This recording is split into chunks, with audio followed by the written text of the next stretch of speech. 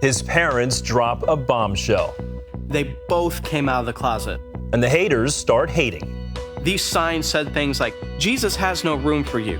I knew that I never wanted the name Christian to be associated with me. See what changed his mind about Christianity. Funny enough, I ended up following Jesus. On today's 700 Club Interactive.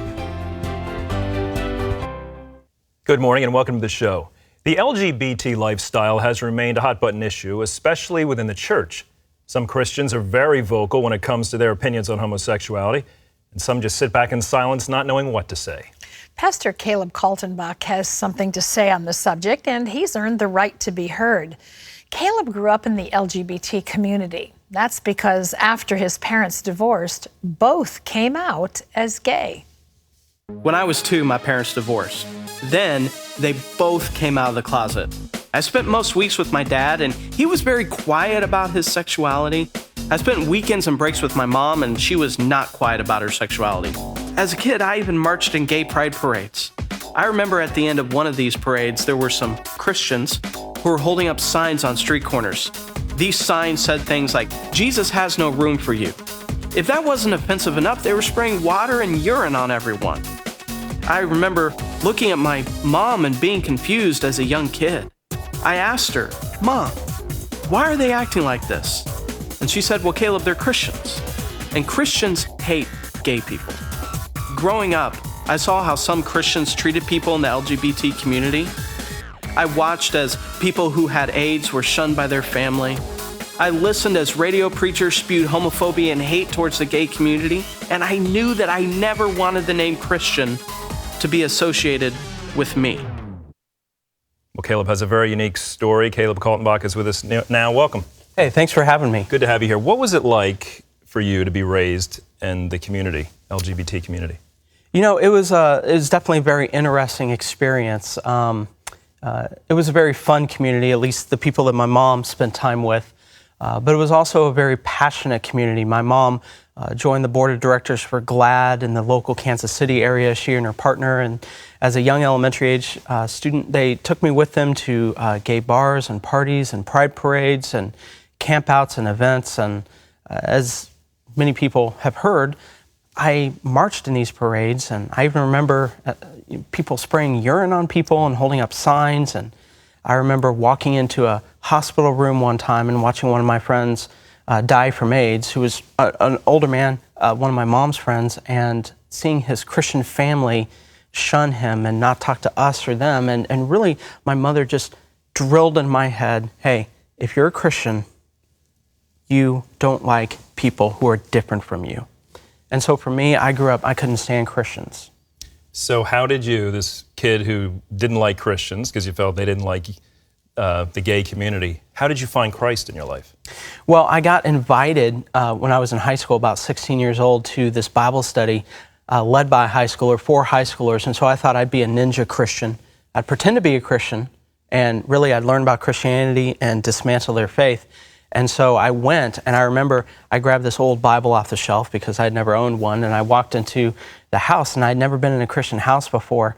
And the first thing I noticed was, why do these people have pictures of sheep and lions and Bible verses all over their hallway? And I looked at my friend, I said, is that part of the deal? When I turn Christian, do I have to get a sheep picture or something like that?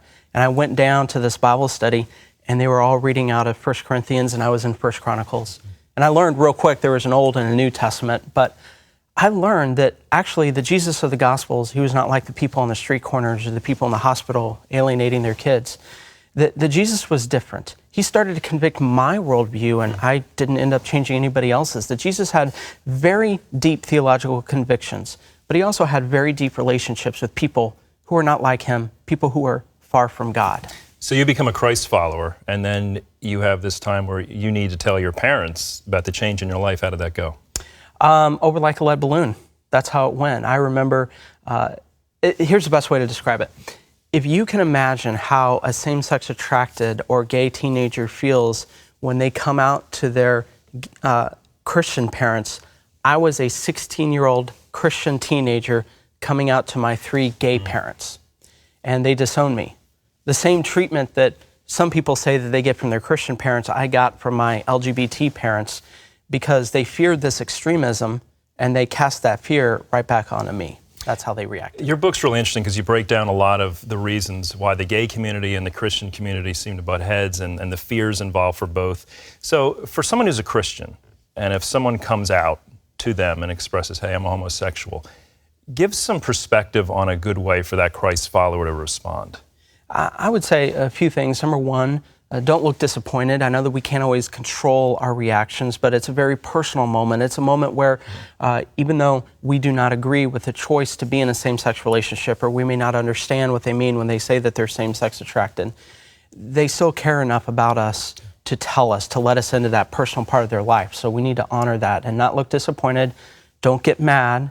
Don't try to get them counseling. Everybody needs counseling, but that's not the time. It's not the time to throw out Bible verses, because I'm willing to bet that the person telling you knows you well enough to know what you think the Bible says about it. And the last thing I would say is don't compare sins. Don't compare them to a murderer or a thief. Don't say, well, that's like any other sin, because in their mind, you're comparing them to Hannibal Lecter and Gordon Gekko, and they don't see that same comparison. So in this very vulnerable moment, okay, some Christians may respond and say, well, you need to just stop being gay. What is a homosexual really hearing in that statement? Somebody who hears a Christian say something like that, the person who is same-sex attracted or identifies as LGBT community, they see it as an identity. So what they hear the Christians say is, give up who you are. Because a lot of the times in Christianity, we think that somebody identifies as LGBT because of who they want to be sexually intimate with. But I remember my mother and her partner, my mom told me one time that they didn't have sexual intimacy the last several years of their relationship. And I asked my mom, I said, so you weren't a lesbian anymore? And she said, well, sure I was. Those are my people, my community, my relationships. That's, you know, the movement and the cause I'm involved in. And it really dawned on me that for her, it wasn't about the sexual intimacy, it was about belonging. It was about a safe place, it was about relationships. And so I think we need to understand that, yes, we do need to have difficult conversations about sexual intimacy and other standards of holy living, but that's not where we start, because we don't want to reduce somebody down to their sexual orientation if we're telling people not to define themselves by their sexual orientation. And so for Christians who want to be supportive, perhaps, or loving, how do they navigate the fact that at the same time they may not want to be an advocate for this lifestyle? We need to understand that there's a big difference between acceptance and approval. That we should accept everybody no matter what, and that means you love them where they're at in their life. That doesn't mean we approve of every life choice. Every weekend I shake hands with people in my church. I'm sure I don't approve of every life choice, but you know what? My acceptance for them is based on my love for God, and I love them where they're at. Tell us about the interesting change that occurred in your parents' life. So my mother's partner died after 22 years, and she died without Christ. My mom went through a deep depression because they've been together 22 years, right? And so my family and I moved to Dallas, Texas for 3.5 years after pastoring in Southern California so that I could go preach at a church. We left the summer of 2013 to go pastor Discovery Church, where I'm at now, in Simi Valley. But when we were in Dallas, both my parents, separate of one another, moved there to be closer to our family. Mm-hmm. And then they started attending my church. These people who were the card-carrying members of the ACLU, who my mom was on the board of directors for GLAD. They were both professors that argued against the rationalization of Christianity. They started attending my church, and 2 weeks before, we left to go to California, both of them submitted their lives to Christ. And it's incredible. I have no idea how all that goes together. It was just an incredible thing to see. And Caleb, why is your book called Messy Grace? Interesting title. It's not because God's grace is messy. Some people think that. It's because our lives are messy. We're all messy people. You and me, first two letters of messy are the letters M-E, me, right? But God's grace seems messy when it intersects our lives. And yet, just like God had compassion on Nineveh in the book of Jonah, right? Jonah told God, he said, I knew that you would be quick to compassion and mercy and grace, and I think nothing's changed. I think God looks for opportunities to be gracious. Interesting story, Caleb, and it's a great book. I really want to encourage you to get it, because Caleb doesn't instruct or tell us how to respond to various communities, but he really gives us some wonderful perspective and things to consider we may not have before. So if you'd like to pick it up, it's called Messy Grace. It's available wherever books are sold. Caleb, thanks again for being with us. Thanks for having me. Really appreciate it. Terry, over to you. Well, still ahead, true confessions about men from a lifelong feminist. cannot live with them and you can't live without them. But I couldn't say that. You can't say that when you're a feminist. Find out what she was able to say and why it changed her mind for good. That's coming up next.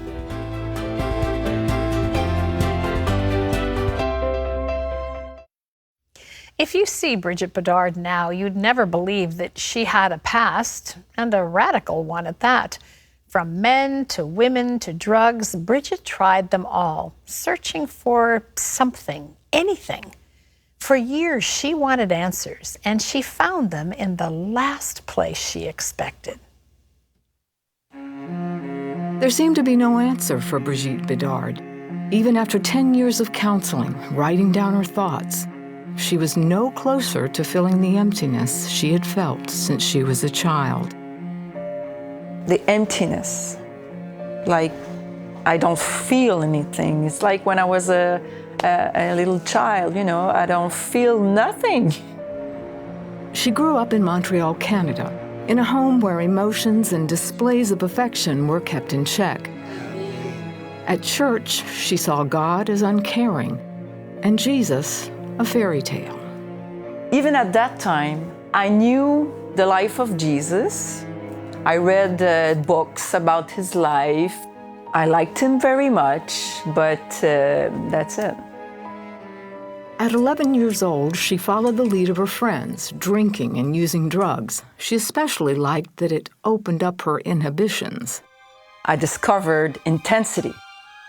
That's where I experienced, for the first time in my life, something that was, like so strong. I was feeling alive. Brigitte looked for a way to define herself, apart from her parents and God. By college, she increased her drug use and began studying feminism. It told her who she was, powerful, complete, without men and the church. She thought she'd found her identity. I was the good, I was the victim, I was a woman, and the man, the history, the church, the God were wrong. I was right. Eventually, she started having lesbian relationships. But in order to bear the cause of feminism, she had to suppress her natural needs and desires to have a man in her life. That's the big paradox. You hate them, but you want to be with them. You cannot live with them, and you can't live without them. I wanted to marry, have children, a house, secretly. Secretly, deep down, that's what I wanted. But I couldn't say that. You can't say that when you're a feminist. After 8 years in that lifestyle, I was very confused. Brigitte was in and out of therapy for years, trying to make sense of the confusion in her heart and mind. She got off drugs but joined a drug support group, hoping to find answers. At one of the sessions, a man in the group handed her a note with the name of a monastery. He suggested she might find the answers there. Are you crazy? You think I'm gonna go to see the priests? I hate them, you know? And he said, what do you have to lose? Brigitte decided he was right. I'm desperate. There's nothing. There's no sense of this life. There's nothing. So she made the 2-hour drive to the monastery, and they gave her a place nearby to stay. The next day, she met with a quiet, very patient young priest. I screamed my 30 years of resentment, of loneliness, of desperation, all my questions, my resentment against men and God. The priest said nothing. And he was really compassionate with me. Their second meeting was more of the same, her railing against the church and God, him quietly listening. Then, on the third day, Brigitte came to the meeting emotionally drained, with nothing left to say. It was then that the priest spoke and told her the true story of Jesus and his sacrifice for her. I looked at him and I said, what? It's true? I mean, okay, listen. It's true? Jesus is God. It's true. It's not a story. My God, He's alive and God is Jesus. It was a revelation. I realized that I wasn't lesbian or an intellectual or a feminist or anything. I wasn't anything. All I was the daughter of God. And He loved me. He loved me so much, He died for me. For the first time in my life, I felt loved. That day, Brigitte found her life in Jesus Christ. She now knew who she was. 4 years later, she married Hugh, and together they're raising a family. Each day, I thank Him. I thank Him. He saved me because I was going to die. There wasn't any answers for me. So yeah, every day it's like, wow, what a life. I think that's the way we're supposed to live it, saying, wow, God, what a life. And until we come to the place where we understand what Brigitte came to understand, He loved us enough to die for us because He didn't want to be without us. God's love for you is so unconditional.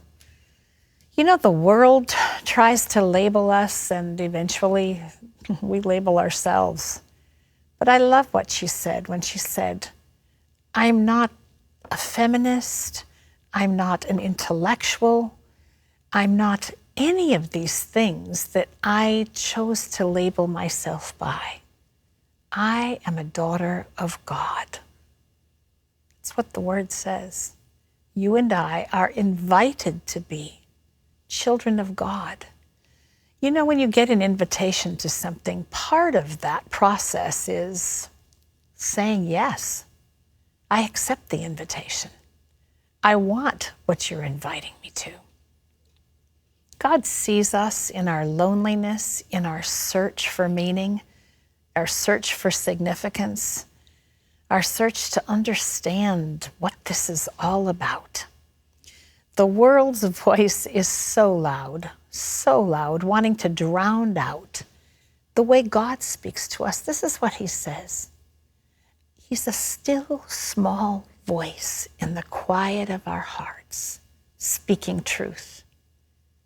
And if you'll come away from the loudness of the world, if you'll come away from the opinionation of yourself, and just strip down to, God, I'm here in front of you. Who are you? Who am I?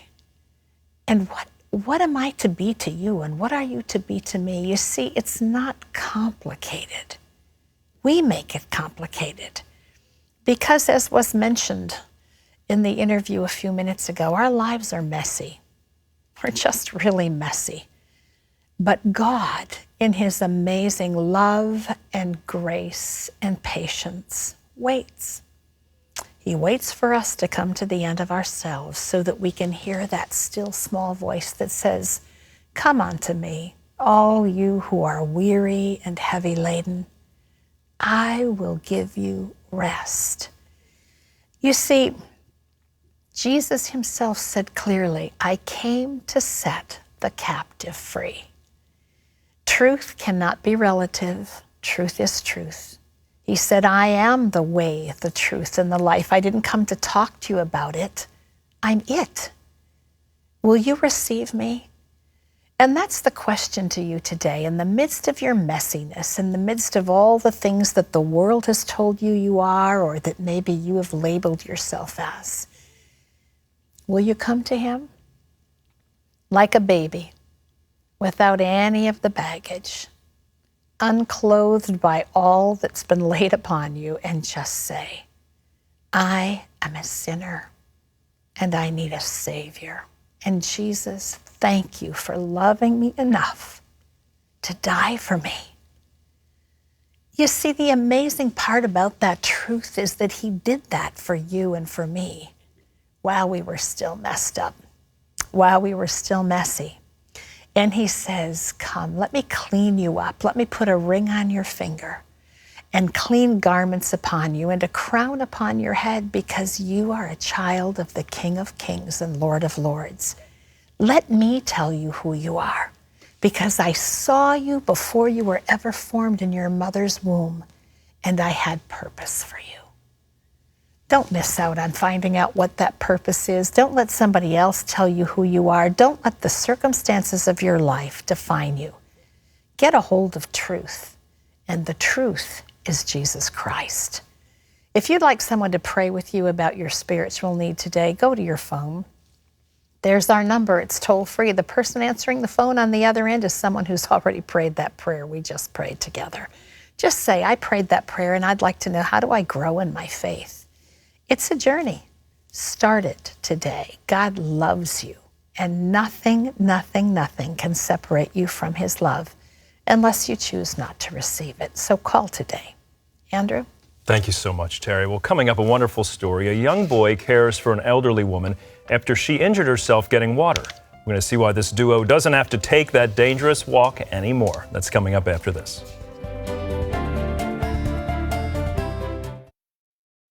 When you become a CBN partner, you're helping people all over the world, like this lonely boy and elderly widow in China. The two of them have a strong family bond, even though they're not related at all. When Mama Jake's husband died, she felt like giving up. But instead, she reached out to others, like young Amu. Much of the time, his parents work out of town. I was alone a lot, but Mama took care of me like I was her own son. She cooked and cleaned and helped with my homework. Mama has such a good heart. Having Amu has given me meaning and purpose in my older years. Every day, Mama Jake walked almost 3 miles on a dangerous mountain road to a ditch, where she fetched 2 little buckets of water to live on. It wasn't even clean. Actually, it had animal feces in it.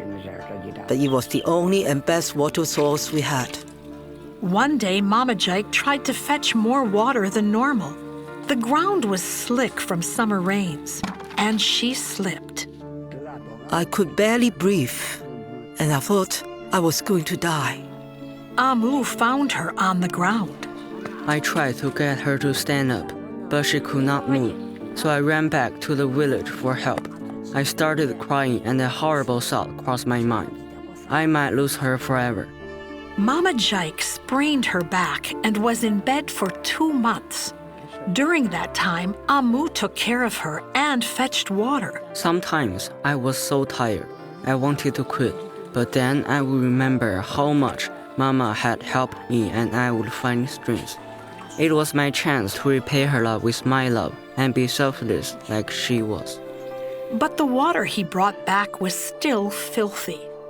When CBN heard about the situation, we quickly set up a clean water system for Mama Jake's village. We built a cistern and laid pipes straight to everyone's homes. So today, there's fresh water right at Mama Jake's fingertips. All we have to do is to turn the tap, and we can drink the water right away. It's so clean, and there's so much of it. Now Mama won't ever fall down getting water again. We can spend more time together. And it is CBN who made this all happen. You cared for me and gave me hope. I never thought there were people as kind as you. Thank you for your selfless love. Do you ever think how fortunate we are that when we're thirsty, when our children are thirsty, we can just walk over to the tap and get a drink? And here's this precious widow and lonely boy who are taking care of each other, no help in the world, until people like you stepped in and made a difference.